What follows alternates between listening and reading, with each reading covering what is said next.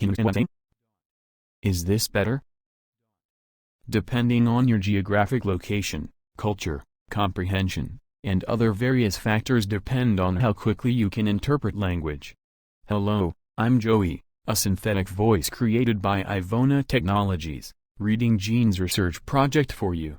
I'm here to argue that listening is a skill and that anyone can understand speech at a fast rate, whether you're blind or sighted, if you put effort into it. It's a well-known fact that people who are blind or visually impaired often use screen readers to use just about any piece of technology. In particular, personal computers, tablets, smartphones and anything else that helps them connect to the world. Oftentimes, those with sight take all of this for granted and don't give it a second thought. It is true that those with no sight at all can interpret language much faster than those that do natively, because of the occipital lobe in the brain is being used for almost the same function as the parietal lobe. Both of which, in this case, can interpret vision, but the parietal lobe also is used to understand speech as well. According to the Hertie Institute for Clinical Brain Research at the University of Tübingen in Germany, they have stated, in blind people all this brain power would go to waste. But somehow an unsighted person's brain rewires itself to connect auditory regions of the brain to the visual cortex. This doesn't mean that someone with sight cannot understand speech at a fast rate, as long as practice is used to better their understanding. In a study Gene conducted, where he surveyed 20 sighted and 20 blind and or visually impaired individuals by listening to his voice sped up at 300%, The quick brown fox jumped over the lazy dog. slowly decreasing to his normal speech rate. The quick brown fox jumped over the lazy dog. He found that a majority with sight could comprehend his speech at around 175%, whereas the blind and visually impaired community could distinguish his speech at nearly 250%.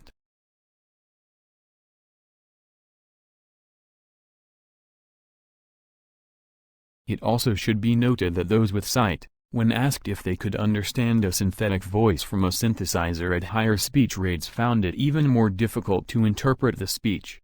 However, those in the blind and visually impaired community found no trouble in understanding a real or synthesized voice at higher speech rates for the most part, but much preferred a real voice.